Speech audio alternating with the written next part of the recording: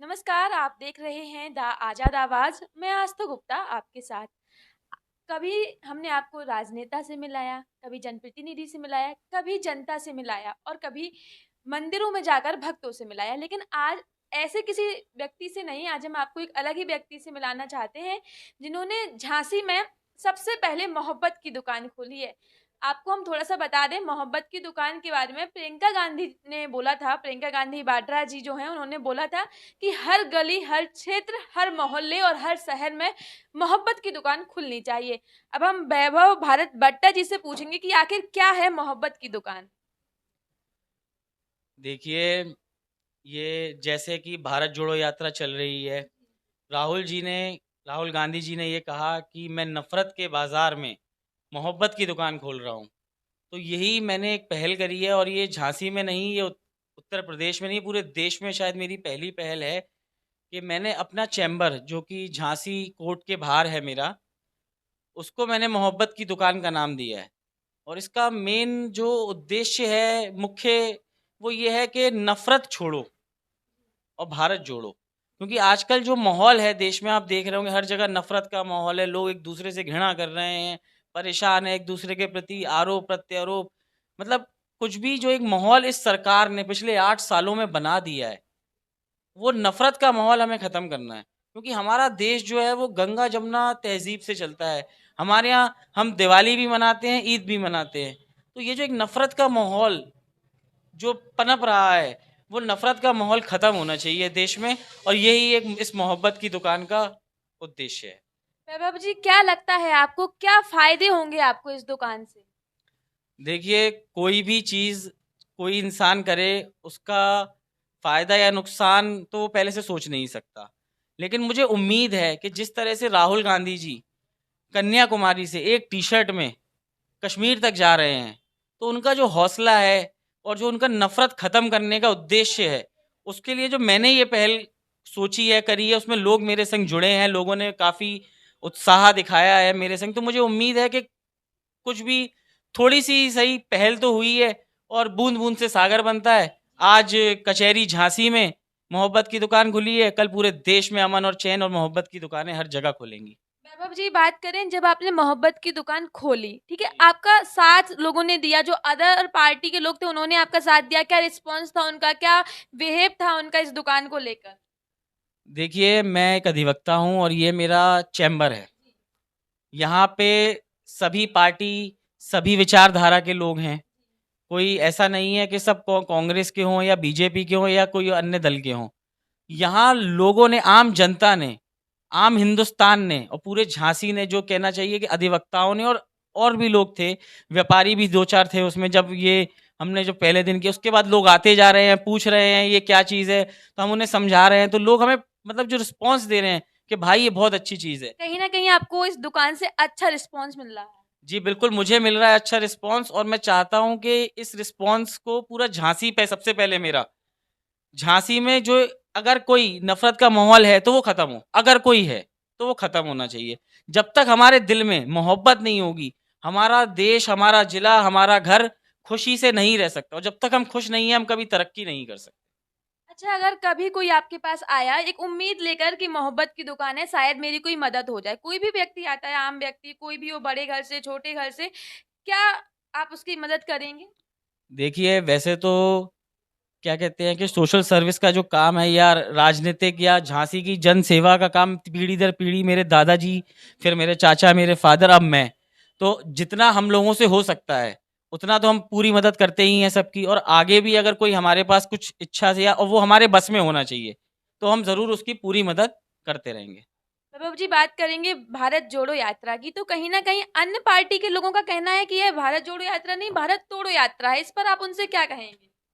अब कुछ तो लोग कहेंगे, लोगों का काम है कहना, और मुझे ये लगता है कि देखिए, विपक्ष जो है हमारा, जो इस समय सरकार में है, वो घबराया हुआ है, क्योंकि उन्हें अपनी जो उनकी नफ़रत की दुकान है, वो कहीं न कहीं टूटती हुई, गिरती हुई, ढहती हुई दिख रही है।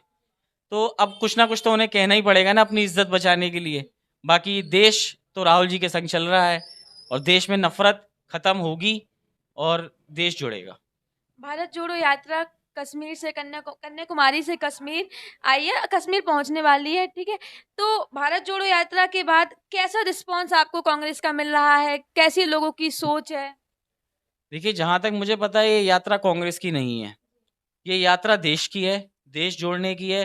रिस्पांस पूरे देश ने देश को दिया है, जनता ने जनता को दिया है। और जो नफरत का माहौल खत्म करना है वो कांग्रेस भाजपा का नहीं करना है, पार्टी दल का नहीं करना है, हमें लोगों के बीच जो माहौल बनाया जा रहा है नफरत का, आज आप नफरत का माहौल है, डर का माहौल है। जैसे हम कहें कि बेरोजगारी क्यों है तो वो कहते हैं पाकिस्तान डरा हुआ है, चाइना डरा हुआ है। हम कहें रोजगार दे दीजिए तो वो कहते हैं आप रोजगार मांग रहे हैं तो आप देशद्रोही हैं। मतलब इस तरह का माहौल खत्म करना है। तो इससे कांग्रेस या बीजेपी मुझे नहीं लगता कोई इससे कोई मतलब है, बात का दल का कोई मतलब नहीं, देश का मतलब है सबसे पहले। बात करते हैं झांसी में राजनीति की। अगर झांसी में कहीं ना कहीं मेयर के चुनाव आने वाले हैं, मेयर की सीट अगर जनरल आती है तो क्या आप दावेदार?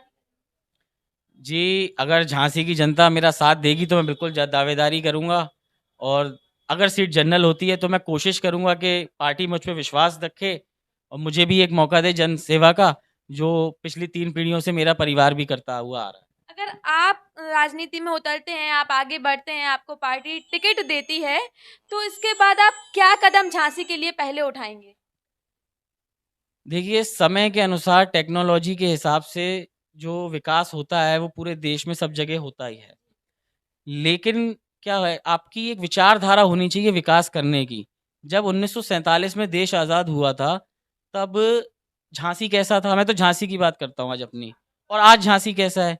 लेकिन पिछले कुछ 8 सालों में जब से देश में ये भाजपा आरएसएस की सरकार आई है, तो जो इंफ्रास्ट्रक्चर कांग्रेस ने क्यों देश में जो बना है, क्योंकि देश के लोगों का भी योगदान है उसमें।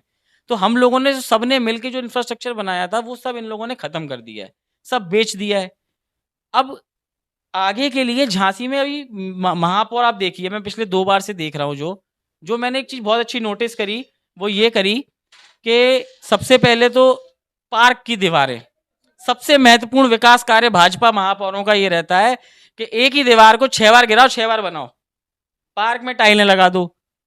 उसके बाद इसके ऊपर उन्हें सोच, लाइटें देखिए आप, महंगी वाली लाइटें जिनमें बारिश में करंट आ रहा है, करोड़ों की लाइटें।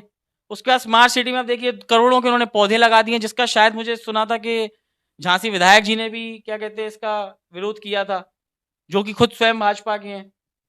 तो अब आप खुद सोचिए ना कि ये महापौर, अच्छा उन्होंने इस ये ट्रांसपोर्ट नगर बनाने की बात करी थी, ट्रांसपोर्ट नगर शायद कागजों में भी नहीं बन पाया होगा अभी तक, तो मुझे नहीं लगता है। तो रोडों की हालत शायद मुझसे बेहतर आपको पता है कैसी हैं, जो बन रही हैं वो भी इतनी ज़्यादा घटिया बन रही है कि कमीशनखोरी उसमें इतनी है कि ठेकेदार रो रहा है, आपके पार्षद परेशान है। 60 के 60 पार्षद, मुझे तो नहीं लगता कोई पिछले 5 साल या 10 साल में कोई सेटिस्फाइड हुआ हो। एक हमारे कांग्रेस के डॉक्टर बीलाल साहब मेयर बने थे, उनके कार्यकाल को देखिए आप, उसके बाद पिछले 10 साल के कार्यकाल को देखिए। तो जब इतना पैसा सरकार दे रही है झांसी को, तो फिर भी झांसी क्यों परेशान है? हाउस टैक्स का मुद्दा लीजिए आप, क्यों हाउस टैक्स का इतना परेशान कर रखा है अपने लोगों को? मैं ये वादा करता हूं कि अगर झांसी की जनता मुझ पर विश्वास जताएगी तो सबसे पहला जो काम होगा वो होगा कि झांसी की जनता जैसा हाउस टैक्स चाहती है उसको वैसा करके दिया जाएगा। क्यों? क्योंकि लोगों ने हमें बनाया है, हम लोगों को नहीं बना रहे हैं। अगर लोगों ने हमें वहां पहुंचाया तो उनके हिसाब से काम होना चाहिए। आ- आजाद आवाज से आज आपने बात की। आजाद आवाज चैनल के माध्यम से आप जनता को क्या संदेश देना चाहते हैं? मैं जनता को सिर्फ ये संदेश देना चाहता हूं कि नफरत छोड़िए, आपस में भाईचारा रखिए और किसी के भी बहकावे में मत आइए। ना इस देश में कोई हिंदू हिंदू होता है, ना मुस्लिम होता है, ना सिख होता है, ना ईसाई होता है। हम लोग हमेशा से, बचपन से मैंने देखा, हम लोग हिंदुस्तानी हैं और हम सब एक संग भाईचारे के संग रहेंगे। नफरत मिटाइए, देश जोड़िए। आज हमारे साथ मौजूद थे वैभव भारत भट्टा जी, जिनसे हमने बात की, आपको रूबरू कराया। आपसे आग्रह करेंगे, कोई भी मदद की आपको ज़रूरत है, आपको लगता है हमारे साथ कुछ गलत हो रहा है, आप मोहब्बत की दुकान पर ज़रूर आइए। एक बार आकर भैया से बात कीजिए, भैया का नंबर बाहर लिखा हुआ है। आप आइए, मिलिए और देखिए, शायद आपकी समस्या यहाँ पर सॉल्व हो जाए। नमस्कार।